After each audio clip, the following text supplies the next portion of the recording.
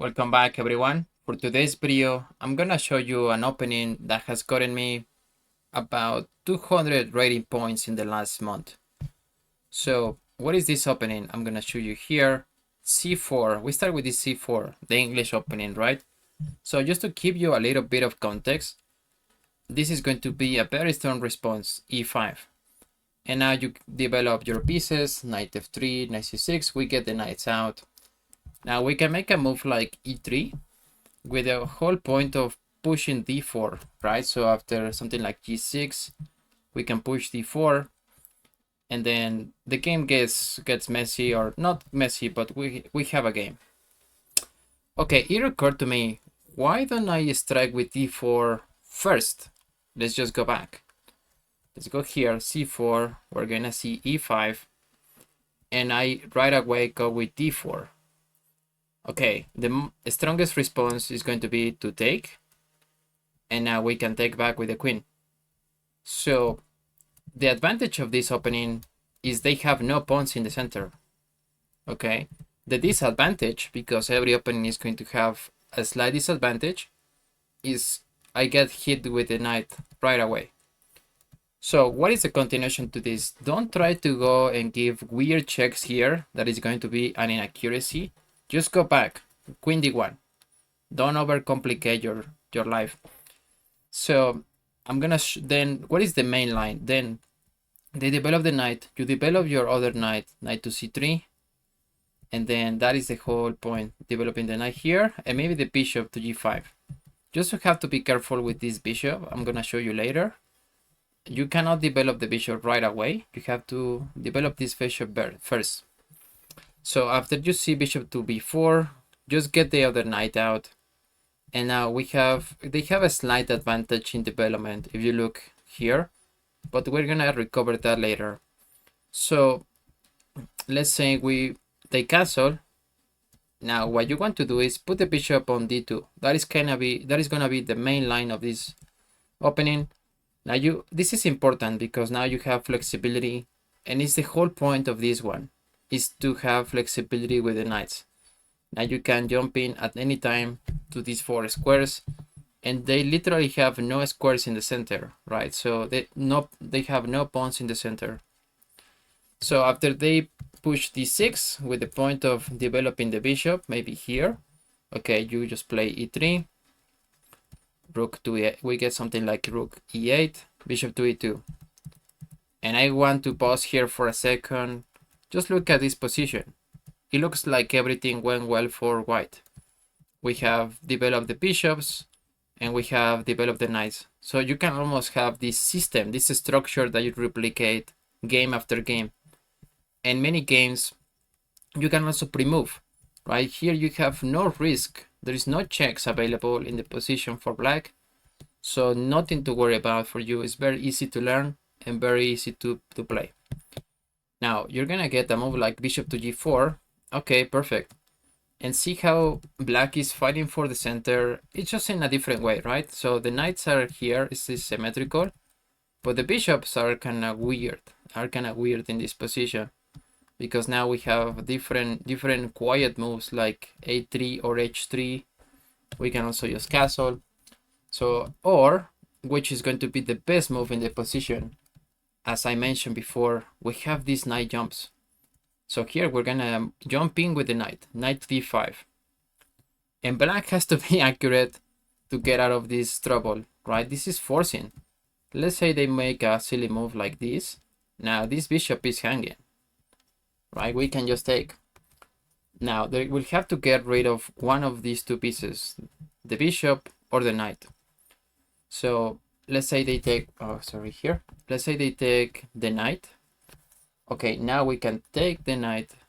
They will have to trade bishops once we take back, and see now who is behind in development, right? They have only developed, it looks like they have developed only one piece. Maybe the rook is out, but now we're ready to castle. Okay, that is the whole setup. It's not difficult, isn't it? It's not difficult to do this. I'm gonna show you different responses, but now this is the setup that you wanna have.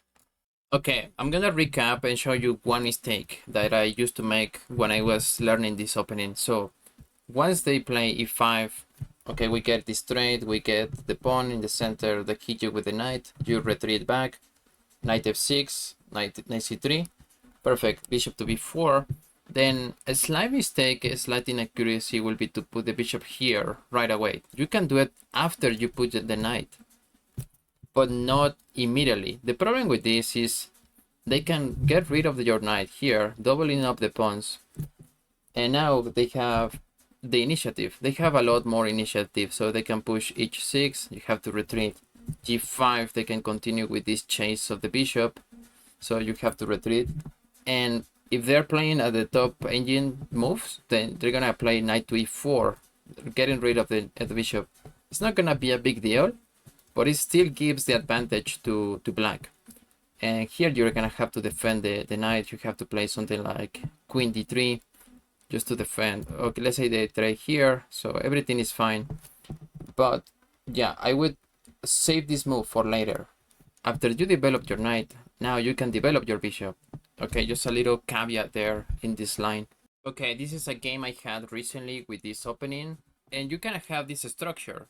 Maybe it's not gonna be perfect play, as you can see in some of these moves. For example, queen d1 was an inaccuracy later on. Okay, c4, e5, d4, we strike in the center right away. We get this queen out, knight to f6. And here you can hold out and actually move this bishop to g5. It's gonna be completely fine. But I just decided to go back. I almost pre-moved this one, so I didn't waste any time. Down now, bishop to c5, knight to c3, c6, knight to f3, getting the knights out, right? That's the principle of our opening. Then castle, bishop to f4, d6, e3, bishop to e6, bishop to e2. Okay, yeah, everything is good, and I haven't wasted any second in this opening so far. It's a very playable opening. Now knight to h5, bishop to g5, hitting the queen, f6. So this is the magic of this opening. The knight jumps, right? The knight jumps are going to be killer for black.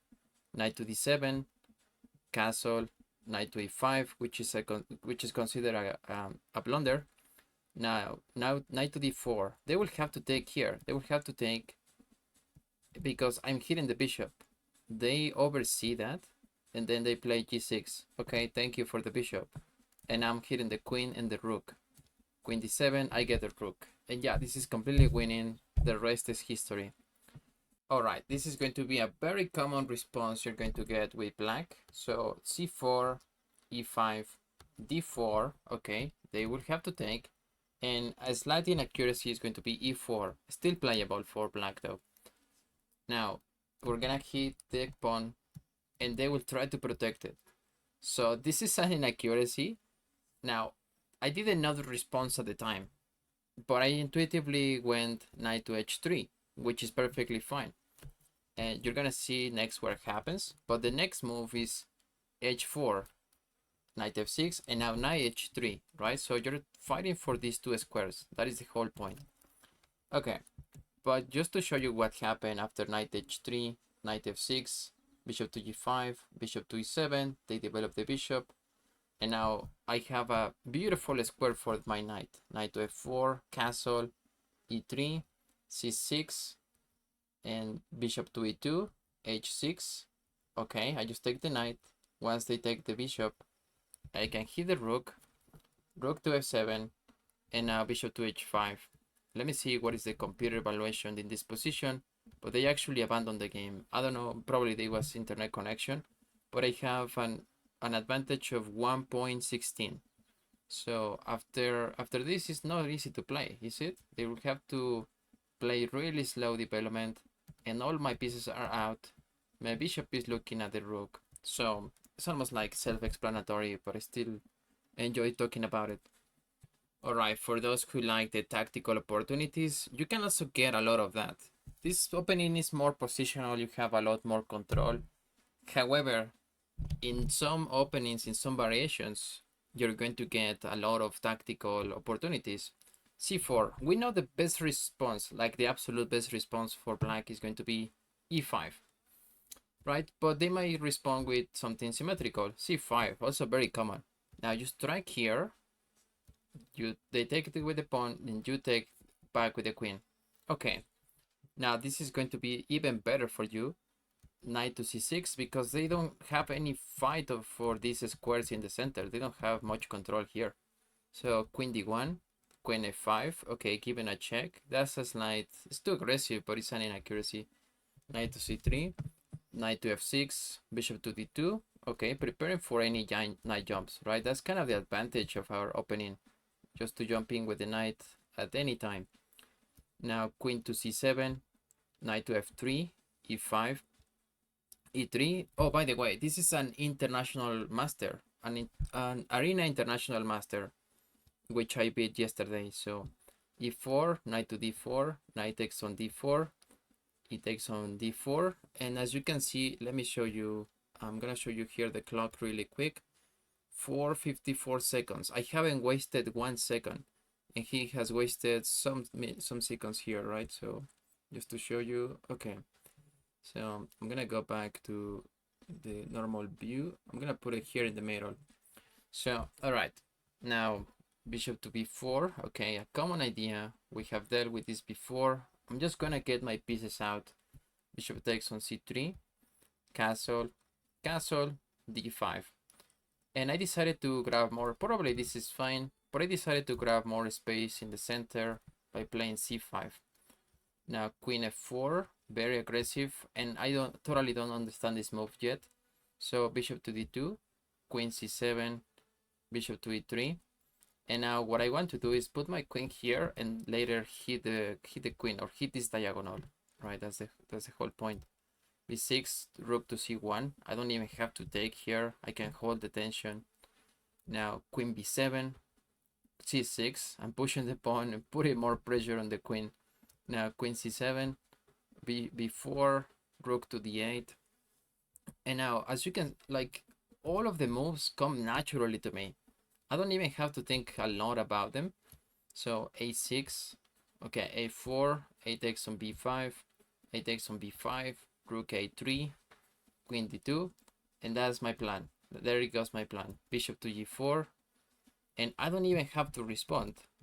So bishop to b4, hitting the queen. They will have to move the queen. Then I push the pawn, and then they blunder the game by taking my bishop, because I can just take here, and they disconnected. They disconnected after this. I think they understood. This is checkmate. So an Arena International Master defeated in 27 moves, and I have wasted only 1 minute of the clock in this position, and yeah, this is completely lost. I want you to fill in the blanks. Yeah, there might be different responses to this, but we already saw what happens after e5, what already happens after c5. Always strike in the center, and then you go back with the queen. Sorry, here. All right, so you're gonna get these two bishops and the knight develop in only a few moves. Please comment, like, and subscribe, and I will see you in the next one. Take care.